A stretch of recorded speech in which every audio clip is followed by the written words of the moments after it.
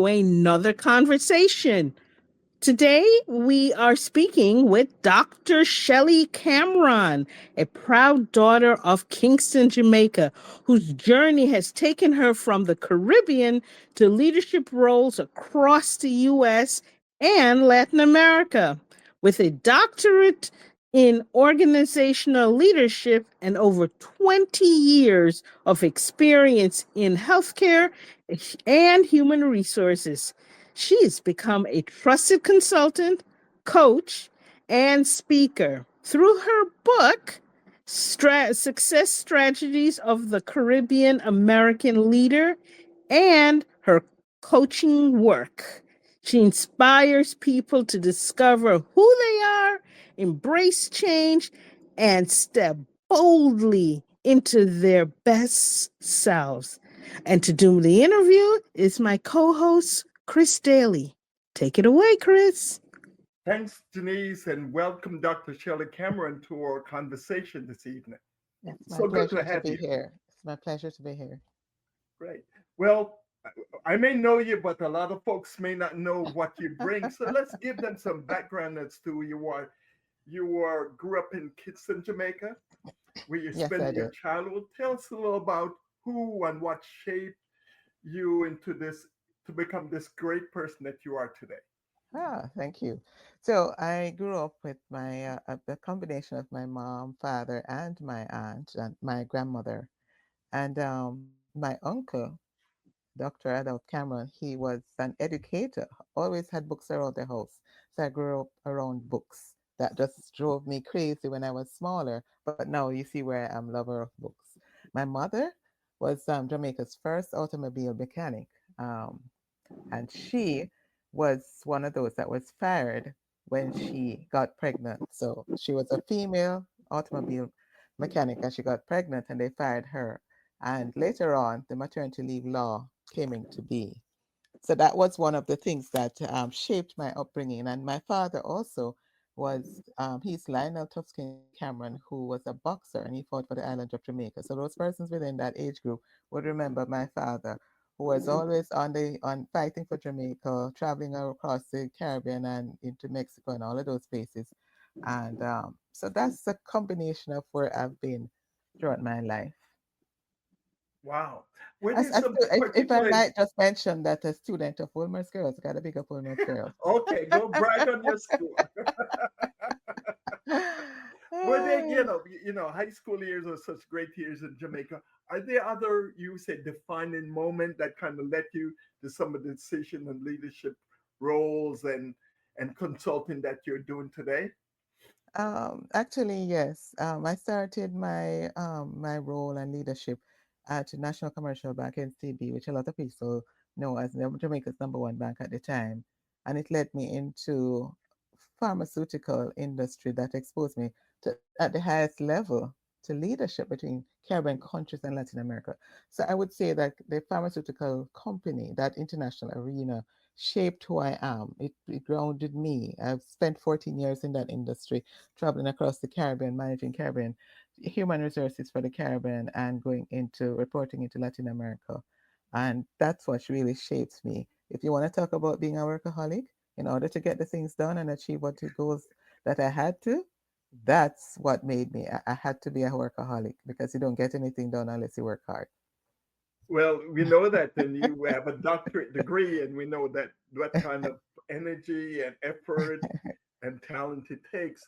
Um, we know some of these took you there. How did you decide, to go for a PhD and then that that level of research that you did along this leadership for Caribbean folks? That seemed like kind of out of the way for most people. Right. So what happened is I was doing this work within the Caribbean and achieving this and achieving that, a lot of achievements. And then I started, as you got older, you start thinking about things that are evolving in our society, both at home and abroad. And a member of our employees, one of our employees, had a son that was in a hospital in New York. And I thought deeply about healthcare from that. And I said, hey, I'm in the pharmaceutical industry, but and the hard work that I'm doing, why not do it in an area that can make an impact on people like her son who was ailing in the hospital. So I went to directly to study. I had a master's in HR management already, and I decided to go and study a master's in health and care administration simply because I wanted for them to doctors. I wanted to communicate well with its physicians in this case, and I wanted to understand what they and speak their language. So I went and did a master's in health administration degree, where you had a leadership component and all of that. And of course, it worked out for me because I ended up managing a group of health medical clinics throughout Broward and Palm Beach counties in South Florida. And that's really what brought me into organizational leadership to make an impact. So I buried my head into that. And if you want me to take it a step further Well, into, yeah, let's talk a little about, but yeah, everybody knows about Glasgow Smith Kline. That's such a powerhouse in pharmaceuticals. Talk uh, about how that extent of your life shaped you. so that stint shaped me in the sense that I went through three international mergers, three different mergers. And a merger in any shape, size, or form is hard to deal with because you have different people of different organizations coming together. And in the end, the last company, we had two pharmaceutical giants that merged. One was a people oriented one, and the other was not a people oriented one, to say it the least. So that was really, really trying. And I did everything that was the hardest part of my, if I can think of my professional career, to bring these two giant companies together in the Caribbean, different countries, understanding different countries' laws and all of that, and two different cultures and all. And that brought me, when I was able to work with the leadership, I must mention the leadership because if you don't have leaders who actually care, then you will never get anything done. But the leadership gave me the autonomy to do what needed to be done. And I was able to travel to different countries and work with them until our cultures were aligned together. And at the end of it, we won the inaugural Employer of Choice Award. And of course, when I woke up, my face was on the front page of the Daily Gleaner at the time with GlaxoSmithKline at the time there. So I mean, it has been quite a bit going through, staying continuing education and HR leadership and labor lawyers. That's one of the things that I tend to keep in touch with because I want to know how laws evolve, how society has evolved, and all of that. Does that answer your question? It certainly does. One of the things that I know you for is, you've been developed this 30 on the tour, the leadership within the Caribbean for these many years. You've led that. Right, There's certain right, characteristics I know you look for. right. Yeah, your book kind of captures all of that. But I'd like for us to maybe talk about the three most consistent ones that you look for in leadership. Okay, so for me, and based on my research on success strategies of Caribbean American leaders that are living in the United States, the three ones that I personally look for are self-confidence, because you need to be confident and persistent in what you want to do. You get nothing done unless you're confident in it. And the second characteristic that I look at is adaptation. How well are you as a learner? Learning. Immigrants in the United States learn. They have to learn new ways. They have to adapt to new cultures and how people get things done. But still be yourself. Those are some of the qualities that we look for as far as the 30 under 30 is concerned. And communication skills is very, very important to this to anyone anyways. And it doesn't mean that you have to be a speaker, but yes, if you're being a speaker, that's a definite important thing. But being accessible to others and how do you impact others in your community and all of that, that's what is important. That's wonderful. I know one of the major roles you play now, as we live in times of lots of change, lots of disruption, lots of uncertainties. And to navigate that kind of scenario takes a certain amount of characteristic and train. Could you speak to some of that? The characteristic and That tra- and the characteristic traits that allow people to navigate uh, with a distinct advantage times of uncertain, times of disruption, times of change. I think that in the times of change and disruption, I think one of the characteristics that stands out for me is again coming back to communication. because you have to be able to overcome resistance to change. People are, if you're in an organization, people need to know what is happening. They don't hide the things. Don't let them feel as though they can't trust you. So communication, open communication, and celebrating small wins is one of the most outstanding traits I can mention right now. You've also looked for, for Caribbean immigrants that they've been able to, what are some of the things that you think prepare them to be able to acquire this kind of adaptability to this um, rapidly changing tech-driven world? We live in an AI world, as they would say today. What are some Okay. of the things that you'd point to say, gee, that gives us, some advantages or I some characters that we need to double down on? I think one of the traits and the characteristics that you are thinking of is, I think technology is an enabler, right? So they're not to fear it, because I've been in many meetings and I've found that, especially in HR in organization, a lot of them are fearing this AI and they're finding rules as to not to use it and all of those things. But when you embrace it, then it helps them to learn. Employees and organizational leaders to learn. It helps you to be more efficient. And if you're thinking of where immigrants have come from, immigrants have had to overcome a lot of things, and again, we go back to the confidence that lets them lead machines and not necessarily follow. The machine is the AI in this case, not follow. It allows them to step forward to learn, adapt, and grow, even during times of ambiguity. So, resilience, we always talk about resilience. It's not about just being able to bounce back, but resilience really looks at learning. How do you weather the storm? How do you learn? And how do you apply it, what you've learned, the learnings, to moving forward? You're also a great coach. I can testify of that personally. Thank you. And but somehow I just sense in a lot of people I eagerly get a coach. Usain Bolt had a coach, but Yes, yes. some folks from the Caribbean, they do not understand the value of having a coach. Right, Could you right, speak to right, some of that for us? right. I think people don't understand what coaching is. Coaching lets you understand, as far as coaching is something that is an what is it? It's a tool that people underestimate. And I always use the example, like you just did, of Usain Bolt. He was well known right across the world, worldwide, yet he had a coach. Athletes have a coach, right? The footballers have a coach. So it is the same thing with leadership. Leaders need coaching. And I've had recently leaders who have really been asking questions because they're now navigating a society where you have different generations. How do you adapt to the Gen Zs? How do you adapt to the Gen X? How do you adapt to all the different types of personalities in a workplace? There are things that they have to do.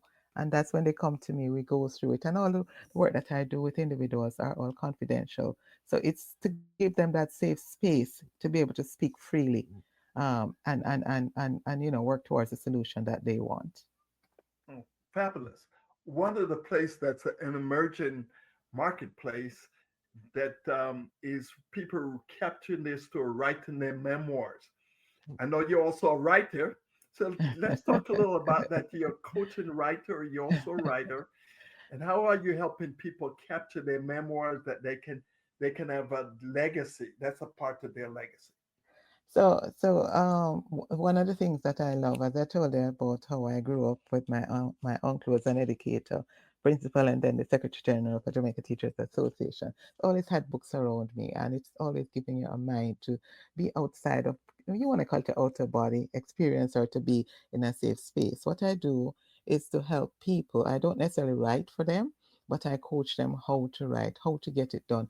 How do you start with a first chapter? How do you get to a second chapter and to build it up? And if you want to take it back as far as you're talking about, specifically about memoirs, how do you get into? I had recently one of my clients. and I can mention her, was Bert Hammond's niece, and she wrote her book, Sherry Baby, Sharon Gordon. She wrote her book, Sherry Baby, and she was writing from her space of growing up in Jamaica before she migrated. So those are some spaces that she just delved into what happened during that time when she was there in Jamaica and how did she grow up, and she went into scenes and chapters.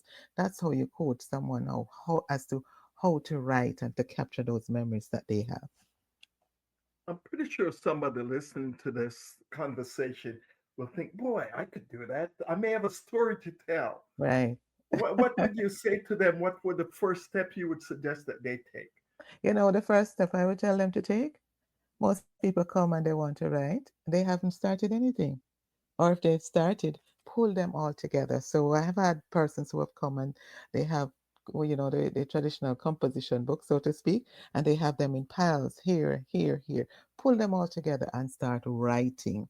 Writing. Type it out onto the computer, type it in wherever you can. But the most important thing is to write. And most important before even starting writing is to have that mindset to step out. Hey, I'm gonna write this, and that's where the coaching comes in, because sometimes they're afraid who will want to hear what I have to write, as say Shelly Cameron. Shelly Cameron, what is it that Shelly Cameron has that has to be put out into the world? So that's where the self-confidence comes in, because you're managing yourself as well. Going back into the leadership, the leadership is intertwined into all of this, managing yourself. You do such a wonderful job allowing people to have their full agency. So thank you for that. Because I've Welcome. known I personally testified to that, and even my family members can also. So thank you. Yes, Some thank you. folks may Welcome. not, they say, gee, we do not live where you are. But one of the way they can have access to some of your wisdom is through your book. Right, You've done right. a second edition of that. Speak a little about your writing and how they can actually gain some of your wisdom through your book. Okay, so what I did, and if I'll take a little step back to say that I started this work when I realized that I started a doctoral program in organizational leadership because I wanted to do business. I'm always in business. And then leadership, and I look at the difference in people who are there who are aligned with the leadership that are at the highest level that I've been at. And then you had the others who were struggling. So I said, what is the difference? And I thought of Colin Powell, one of the favorite persons that I had, because he was born in the United States, but to Caribbean parents. And I said, if he can come so far with his little parents, why is it that the others who are struggling can't reach there? So I decided to research and find all of these persons who are, the criteria was they must have been born on a Caribbean island, right? And they must be migrated to the United States and be heading an organization. So I spoke with individuals who headed organizations in politics, in media, in different areas of life that are very professional. And then I pulled hospital, healthcare, everyone, and I pulled them all together separately, individually, interviewed them, and then I brought it together. My whole point of doing that was to see what the different themes that came out that could be applied to the persons who are struggling, and how do they. And then went to, they said it was an outstanding dissertation. I decided, somebody reached out to me, and it was published in the Journal of American Academy of Business, Cambridge. And then from there, I decided to publish it for others to know as well. And the publishing just went on and on and on, because when I go out and I do I go on speaking engagements, then people are asking me, how do I do this? How do I become successful? So I did a workbook for that, and I've just been writing, writing, writing. That's wonderful. So tell us how they can get a hold of some of your It's wisdom in paper. Oh, so the books are available Yeah, on Amazon, and they're also available from me, Shelly Cameron. And my website is successfulleaders.net. successfulleaders.net or Yes. an Amazon. Give us the title of the book. The title of the book is Success Strategies of Caribbean American Leaders in the United States. Why some succeed while others don't. Oh man, this is wonderful. It's such a teasing, inviting thing. As we close tonight, Dr. Cameron, do you have an parting word of wisdom for our audience? Just to go after your dreams, whatever your dreams are, Go after your dreams. And if you find that you're struggling and you're afraid, I like to talk to people who are afraid, because by the time they're done with me, they are as bold as ever. And we walk along the path with them as coaches, and help them to overcome the fear that they have. So that's my part in words. They can reach out to me for being as a coach, or if they want to put pen to paper and write, I am there to help them to achieve any goal that they may have to want to achieve. Okay, and so to learn more about Chris Daly, visit askchrisdaly.com. To learn more about Jamaican Diaspora, visit jamaicandiaspora.com. And Dr. Cameron, give us your contact information one more time.